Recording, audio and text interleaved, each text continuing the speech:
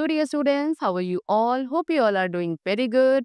Today students, we are going to start our 10th chapter of class 5th, which is about the circulatory and the nervous system. Okay, let's start it. See, so we take in food, water and oxygen for the growth and development of our body. All these things need to be distributed in all the body parts.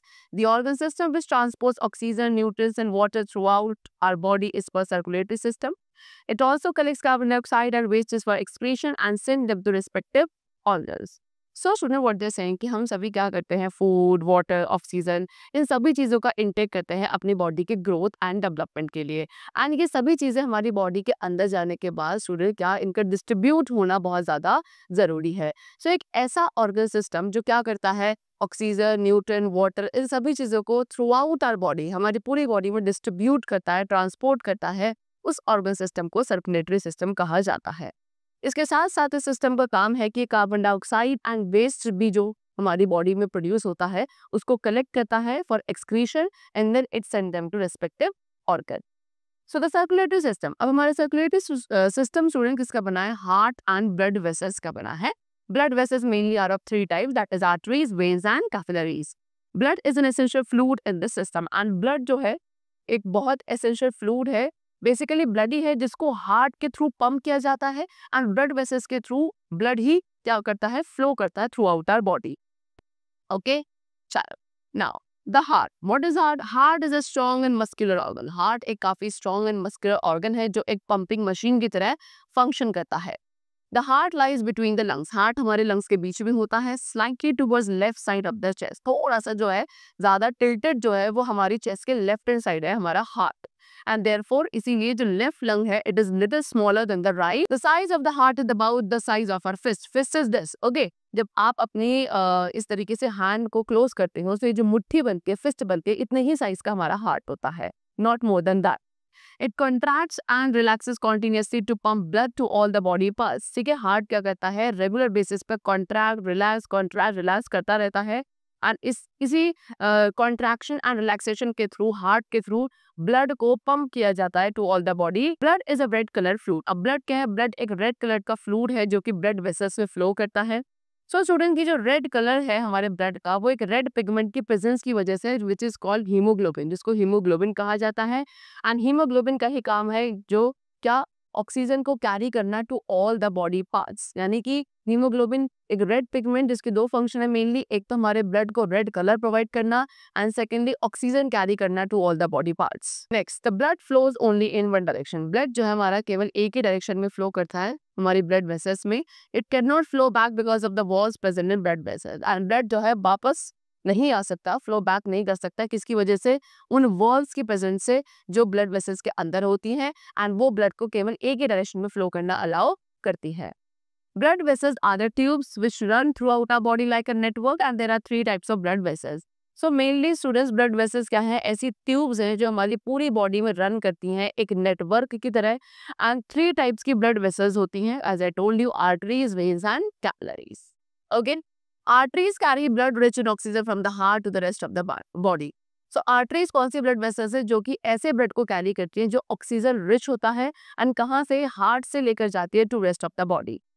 Then veins. Veins का काम है ऐसे blood को carry करना जो rich है इन carbon dioxide, कहाँ से, from the different parts of the body to the heart. यानी कि हार्ट से ऑक्सीजन रिच ब्लड को डिफरेंट बॉडी पार्ट्स तक लेके जाने वाली ब्लड वेसल्स हैं arteries. And different body parts से कार्बन डाइऑक्साइड रिच ब्लड को कलेक्ट करके बैक टू द हार्ट लाने वाली ब्लड वेसल्स है veins. Capillaries. Capillaries are the smallest of blood vessels. सबसे छोटी ब्लड वेसल्स हमारी बॉडी में कैपिलरीज होती हैं. Both arteries and veins branch off to form very fine tubes called capillary. दोनों ही, यानी कि arteries and veins दोनों ही ब्रांच ऑफ, यानी कि इनके थ्रू बहुत सारी ब्रांचेस निकलती हैं एंड उसके बाद ये छोटी छोटी सी काफी ट्यूब्स बना लेते हैं जिन्हें कैपिलरीज कहा जाता है. The exchange of gases. Okay, so हमारी बॉडी में गैसेस, न्यूट्रिएंट, वेस्टेज, इन सभी का जो एक्सचेंज है, मूवमेंट है, वो किसके थ्रू होता है, कैपिलरीज के थ्रू होता है. Got it? चलो now the next topic which we have is flow of blood in the body. So body में blood का flow कैसे होता है, let's discuss about it. Veins collect blood rich in carbon dioxide from all parts of the body and bring it to the heart. The heart then pump this blood into lung. In the lungs the exchange of gases takes place. So students, सबसे पहला काम क्या होता है, जो veins है, as I told you, veins कौन सी blood vessels हैं, जो कार्बन डाइऑक्साइड रिच ब्लड को कलेक्ट करेंगी from all the different parts of the body and it will bring that blood back to the heart. ठीक है, तो veg इस blood को कलेक्ट करके कहाँ लेकर आती है? हार्ट तक लेके आती है। हार्ट अब इस ब्लड को कहाँ पंप करता है? लंग्स तक पंप करता है। लंग्स में जाकर ब्लड का में एक्सचेंज ऑफ गैसेस होता है, यानी कि कार्बन डाइऑक्साइड को रिमूव किया जाता है और ऑक्सीजन को एब्जॉर्ब किया जाता है इनटू द ब्लड। ठीक है, फिर उसके बाद carbon see what they have said, carbon dioxide is removed and oxygen is absorbed, as I told you.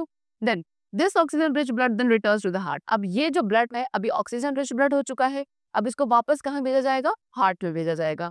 Then the heart pumps this pure blood to all parts of the body. And अब ये heart दोबारा से इस blood को pump करेगा, जो कि pure blood है, ऑक्सीजन रिच ब्लड है, उसको पंप किया जाएगा to all the body parts of. अब ये प्योर ब्लड को ले जाने वाली कौन सी ब्लड वेसल्स होती हैं? आर्टरीज। तो आर्टरीज क्या करेंगी? प्योर ब्लड को कैरी करेंगी from the heart to all parts of the body.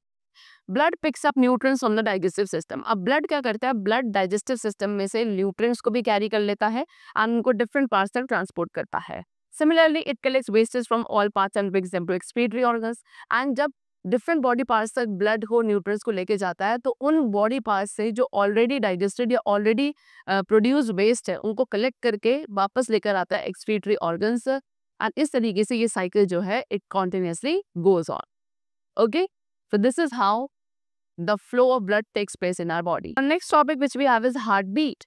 So the contraction and relaxation of the heart muscle produces a sound of beat known as heartbeat. The heart of a healthy person beats between 60 to 80 times in a minute and the sound can be heard with the help of a stethoscope. Student, what they say कि हमारे heart muscles का जो एक continuous basis पे contraction relaxation होता है, इस contraction relaxation के थ्रू क्या हमारी हार्ट मसल्स एक साउंड या एक बीट प्रोड्यूस करती हैं, जिसको हार्ट बीट कहा जाता है। एंड एक हेल्दी पर्सन का जो हार्ट है स्टूडेंट, वो 60 to 80 टाइम्स बीट करता है इन अ मिनट।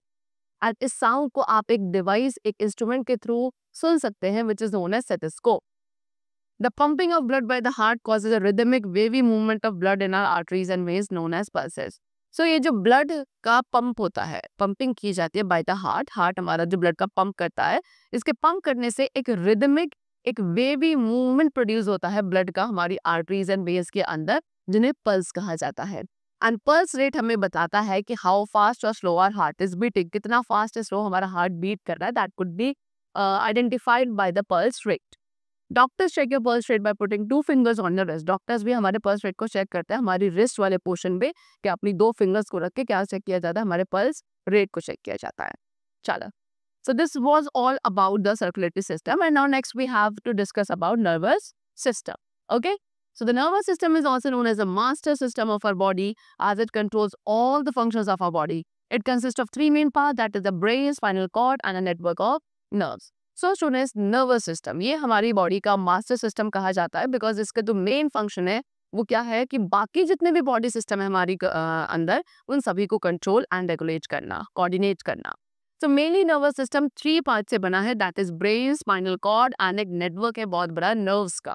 ओके, चलो सबसे पहले brain. Brain is a control centre of the whole body. Brain हमारी पूरी बॉडी का कंट्रोल सेंटर है, जिसको एक हार्ड बोनी स्कल के थ्रू प्रोटेक्ट किया गया है। It sends and receives messages from different parts of the body through spinal cord and nerves. Brain क्या करता है? Messages send करता है, receive करता है हमारी बॉडी के different parts से, and किसके through? spinal cord and nerves के थ्रू। अब स्टूडेंट्स, ब्रेन के मेनली 3 पार्ट्स होते हैं, that is cerebrum, cerebellum and medulla. Okay, so now next topic which we have is parts of brain. So अब हम brain के different parts को discuss करेंगे। As I told you, cerebrum. Cerebrum is the largest and main part of brain with many grooves and folds. Cerebrum हमारे brain का सबसे बड़ा and main part है, जिसमें काफी सारे ग्रूव्स एंड फोल्ड्स होते हैं। एंड उसके साथ साथ सेरेब्रम काफी सारे इंपॉर्टेंट फंक्शंस हमारी बॉडी में परफॉर्म करता है, like what? It is a centre of intelligence. Cerebrum क्या है? हमारे इंटेलिजेंस का सेंटर है, सभी सेंस ऑर्गन्स को कंट्रोल करता है। It help us to learn and think. Cerebrum के थ्रू आप लर्न कर पाते हो, you are able to think. And it controls memory and reasoning. हमारी मेमोरी एंड रीजनिंग को भी कंट्रोल करने वाला ब्रेन का पार्ट है cerebrum only. Now next we have cerebellum. Cerebellum एक egg shaped structure है जो हमारे cerebrum के below lie करता है. It is responsible for the control and coordination of the movements of the voluntary muscles. Okay, तो cerebellum क्या है? cerebellum का काम है कि ये हमारे voluntary muscles के थ्रू परफॉर्म किए जाने वाले जितने भी movements हैं उनको कंट्रोल एंड कोऑर्डिनेट करना, और उसके साथ साथ हमारे बॉडी बैलेंस को भी मेंटेन करता है। medulla. Then third part is medulla, which lies at the base of the brain and is also known as brain stem. ठीक है, मेड्यूला हमारे ब्रेन के सबसे बेस वाले पार्ट में होता है और इसलिए इसको ब्रेन स्टेम भी कहा जाता है. Spinal cord passes through the brain stem. Spinal cord इसी ब्रेन स्टेम के थ्रू पास होती है ब्रेन के साथ लिंक होने से पहले.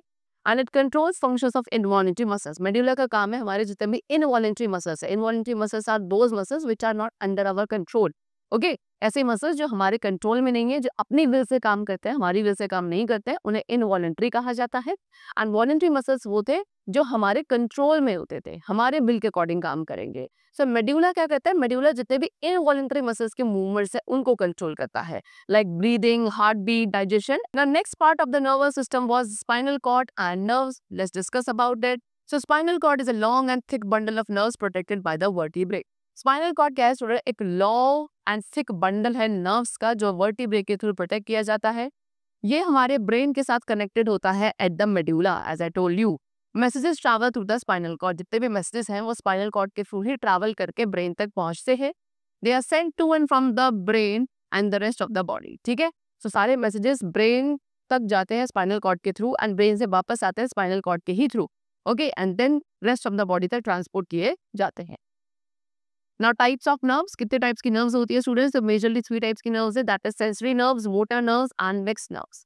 ओके, सेंसरी नर्व्स कौन सी नर्व्स है? Which carry messages from sense organ to the brain और स्पाइनल कॉर्ड. वो नर्व्स जो कि डिफरेंट सेंस ऑर्गन्स है. As we no we have 5 sense organ, that is eyes, ear, nose, skin and tongue. So in 5 sense organ से messages को carry करके brain और spinal cord तक ले जाने वाली nerves are known as sensory nerves.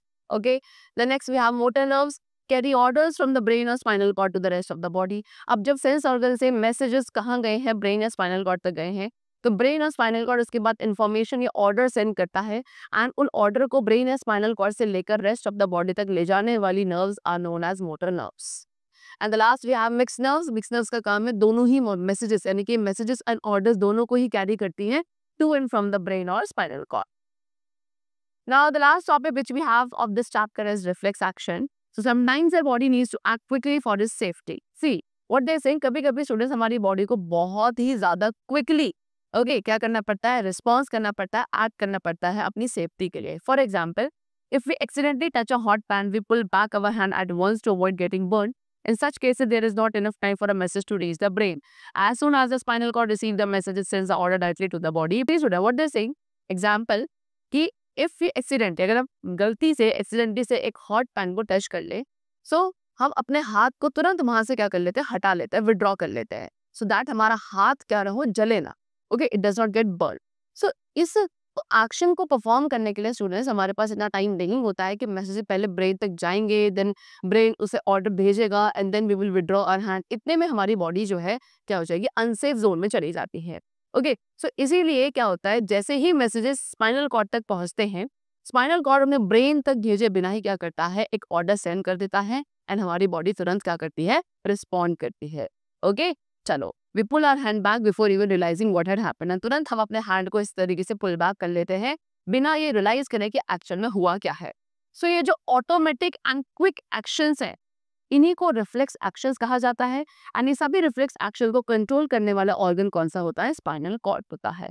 Okay, these actions are the shortcuts for saving time and preventing injuries. ये actions क्या होते हैं, ऐसे शॉर्टकट्स होते हैं जिससे हमारा टाइम भी बचता है एंड हमारी बॉडी इंजर्ड होने से भी प्रिवेंट रहती है.